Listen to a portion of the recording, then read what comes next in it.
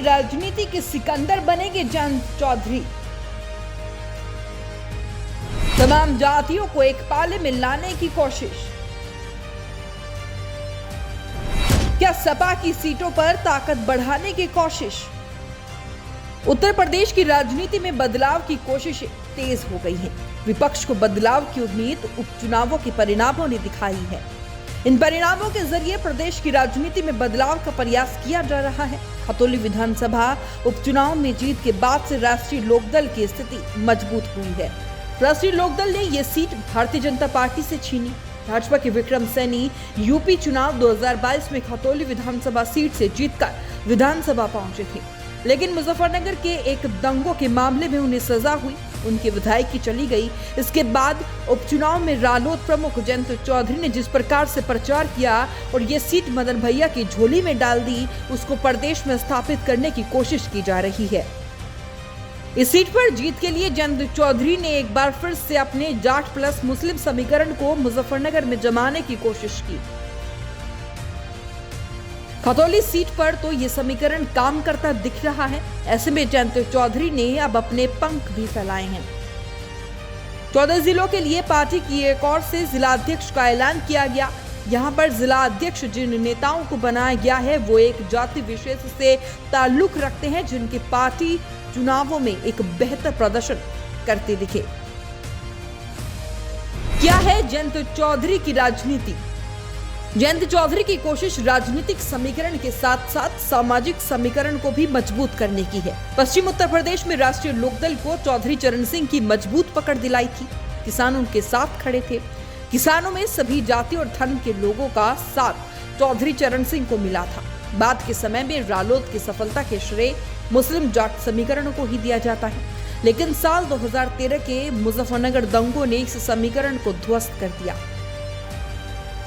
मुस्लिम और जाट अलग अलग खेलों में बैठकर लग जाने के कारण इस इलाके में भाजपा की बैटरी और तमाम सीटों पर जाट, गुर्जर और अन्य समुदायों को छोड़कर भाजपा में एक जीतने वाला समीकरण तैयार किया। खतौली ने इस समीकरण में सेंधमारी के संकेत दिए। इन संकेतों को देखते हुए जयंत चौधरी सामाजिक समीकरण को बेहतर बनाकर काम करने की रणनीति बनाते दिख रही हैं। राष्ट्रीय लोकदल ऐसे जिलों में अपने जिलाध्यक्ष की तैनाती कर रही है जिन्हें समाजवादी पार्टी के गढ़ के रूप में माना जाता रहा है। मैनपुरी जिले में विद्याराम यादव को नियुक्त कर राष्ट्रीय लोकदल ने अपनी स्थिति को मजबूत करने की कोशिश की है।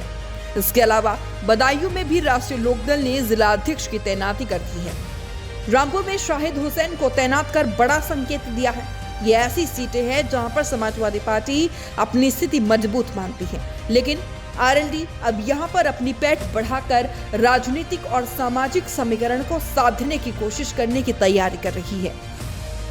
लोकतंत्र में सभी दलों को हर जगह से चुनावी मैदान में उतरने और अपने दांव लगाने का अधिकार है। गठबंधन की स्थिति में कई बार कई दल अपनी राजनीतिक महत्वाकांक्षा को दबाकर रखते हैं। लोगों के बीच जाकर अपनी बात रखेगी। मैनपुरी और खतौली विधानसभा सीट पर जयंत चौधरी ने दिखाया है कि समाजवादी पार्टी और राष्ट्रीय लोकदल के वोटरों को एक पाले में लाने में कामयाबी मिली है। मतलब अब वोट ट्रांसफर का मुद्दा बड़ा नहीं है। ऐसे में दोनों पार्टियों का क्षेत्र में प्रभाव बढ़ने से दोनों अपने वोट बैंक को एक दूसरे के उम्मीदवार को ट्रांसफर करा सकते हैं। आरएलडी ने 13 जिलों में राष्ट्रीय अध्यक्ष की तैनाती कर दी है। इसमें सबसे ज्यादा 4 मुस्लिम को जिम्मेदारी सौंपी गई है। सहारनपुर में रावकेशर सलीम, बरेली से महबूब अली, रामपुर में शाहिद हुसैन और पीलीभीत में आरिफ हजरत खान को जिला अध्यक्ष की जिम्मेदारी सौंपी गई है। इन जिलों के अलावा पश्चिमी यूपी में मुस्लिम वोट बैंक को साधने की कोशिश की जा रही है। आबादी के हिसाब से अगर देखा जाए तो करीब 41.95% मुस्लिम की आबादी है। वहीं रामपुर जिले में करीब 50.57%, बरेली में 34.54% और पीलीभीत में 28.65% आबादी मुस्लिम की है। इस कारण इस वर्ग का वोट साधने में कामयाबी मिलेगी।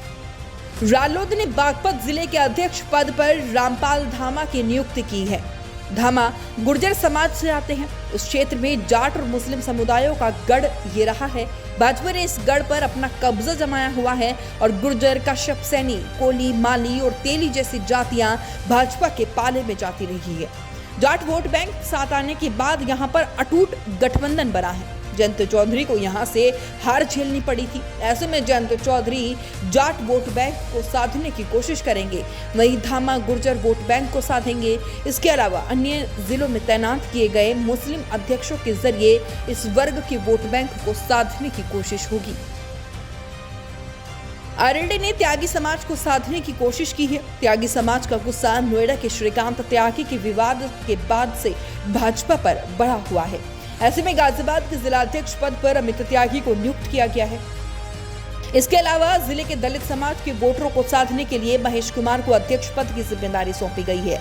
ये जाटा वोट बैंक को साधने की कोशिश करेंगे।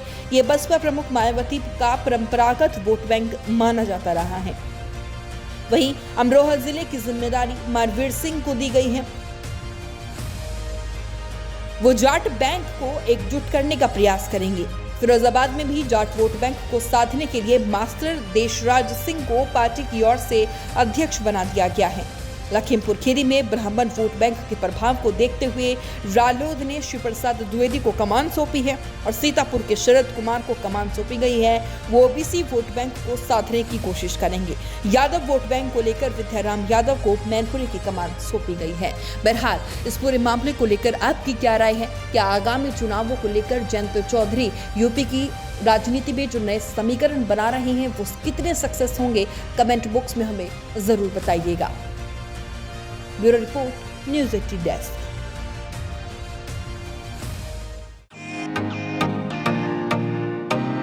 फेसबुक और यूट्यूब के बाद अब आपका पसंदीदा चैनल न्यूज़ 18 डेली हंट पर भी फॉलो करें।